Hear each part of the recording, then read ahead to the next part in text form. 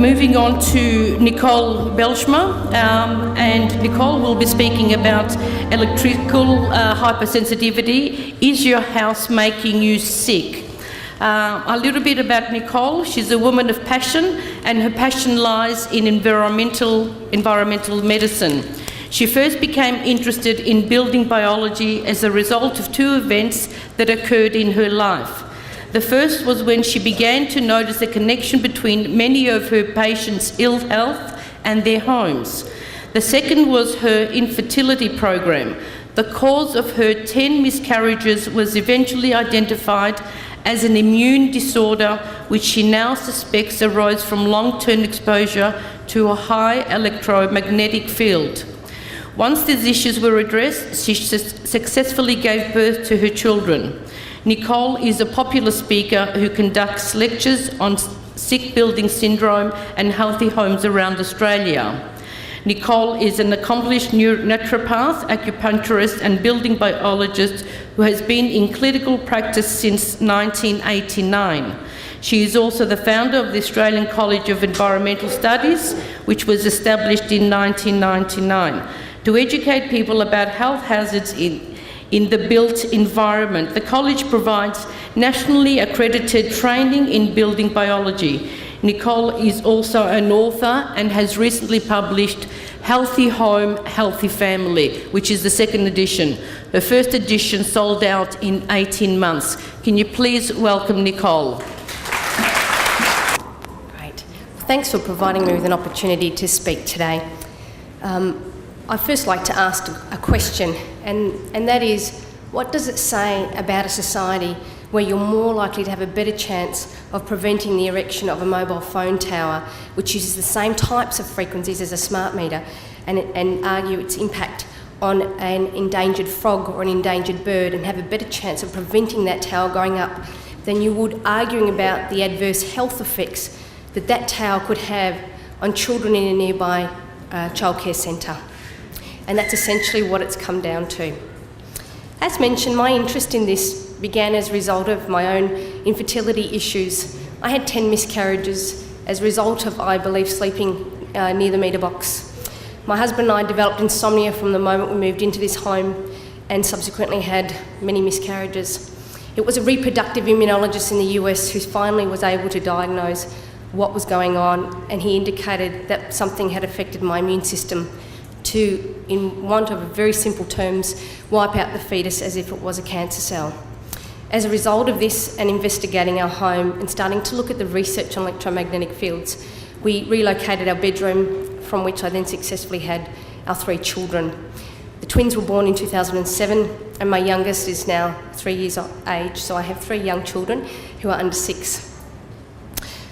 As a result of starting to see a very strong connection between many of my patients' illnesses and their homes, I started to look at the research overseas, and quite frankly I was shocked at what progressive countries were doing about the effects of electromagnetic fields, and particularly those that affect the built environment, and that's what I want to look at today.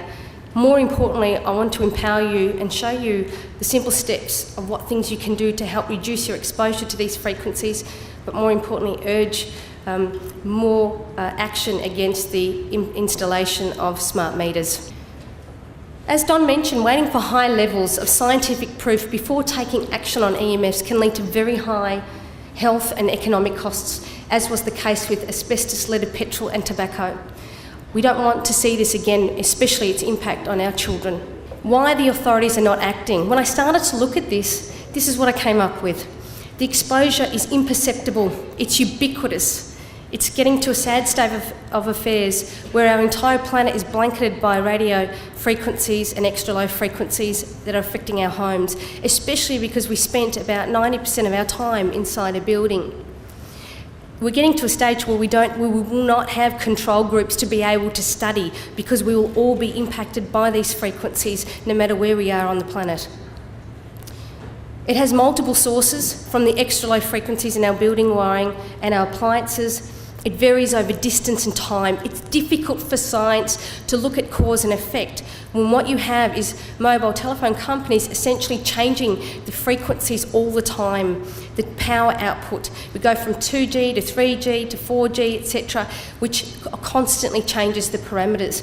And these frequencies are radio frequencies, which is what is used in the smart meters. Secondly, it's not an ionising form of radiation, and that's largely why the medical fraternity have ignored this as a possible cause of illness. As Don mentioned, the only reason that it's considered to be health effects is at very high levels, causing thermal effects. But we now know there is so much literature now to show that adverse health effects occur at very much lower levels over a long period of time. Thirdly, brain tumours have a very long latency period. There's been a remarkable amount of research by Professor Lennart Hardell in Sweden, who has essentially looked at the development of gliomas and acoustic neuromas, two very unusual forms of brain tumours very closely associated with radio frequency exposure. These tumours take on average 15 to 25 years to develop. Now, how long has our general population been exposed to things like mobile phones? Really, we're looking only about 15 years.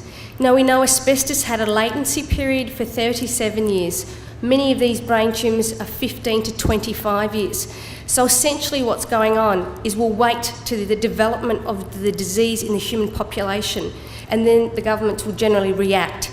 This reactive approach is not protecting our community, and it is certainly not protecting our children who are exposed to this from a very young age.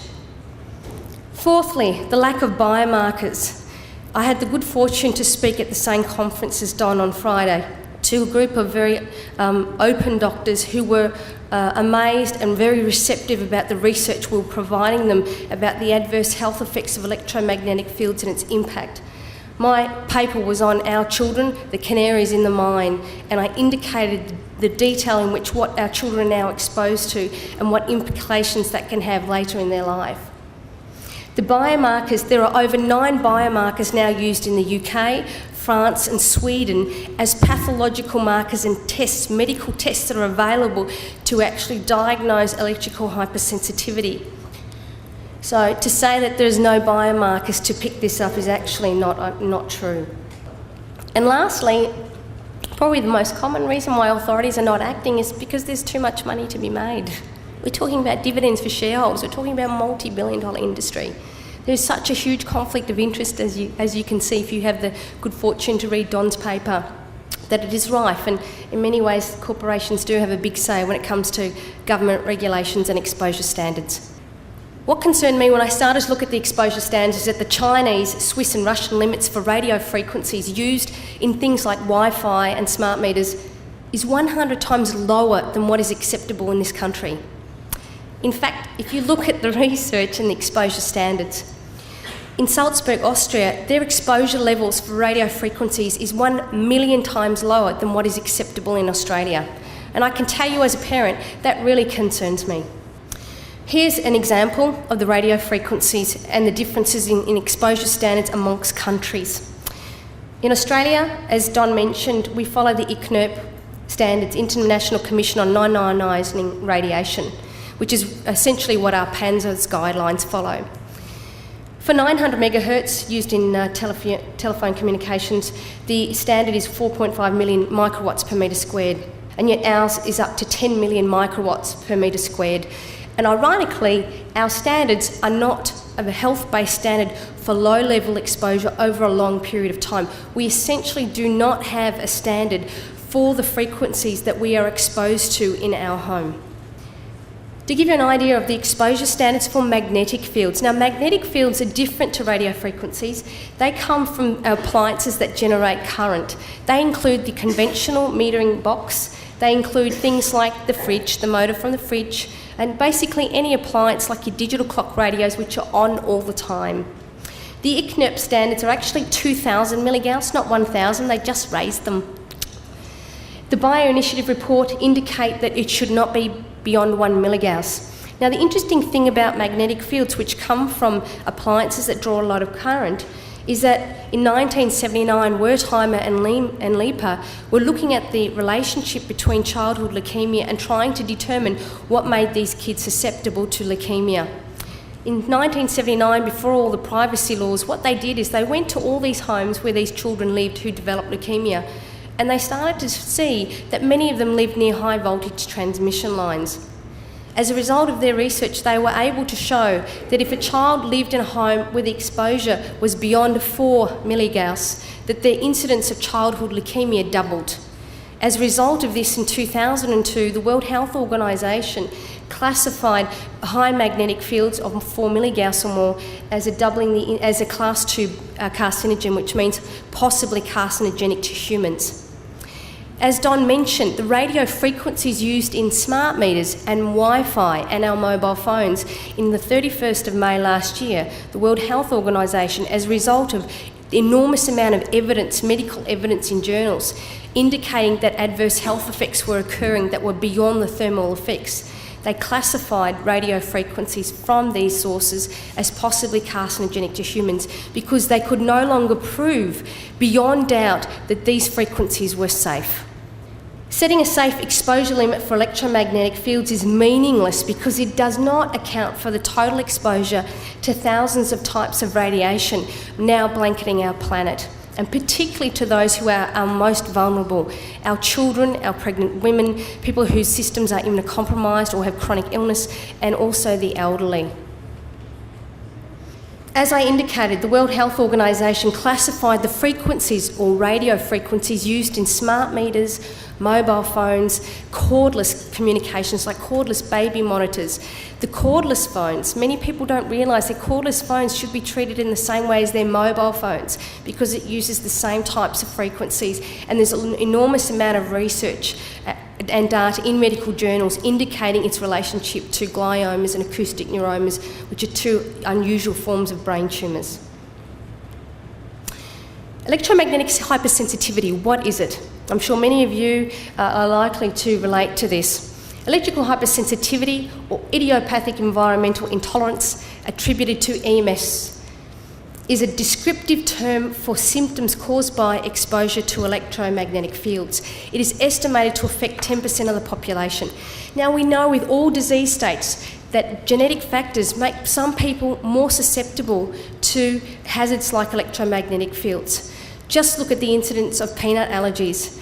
My kids, when they went into kinder recently, we had this long list given to all the parents, including myself, as to what foods I could no longer bring into the kindergarten because a child there might have an anaphylactic response and potentially die from peanuts.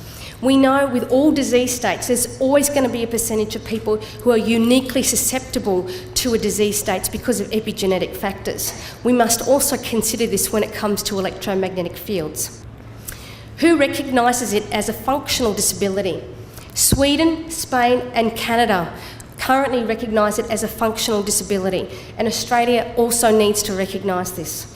The most famous person to have electrosensitivity is Gro Harlem Brundtland, former Prime Minister of Norway and retired Director of the World Health Organization.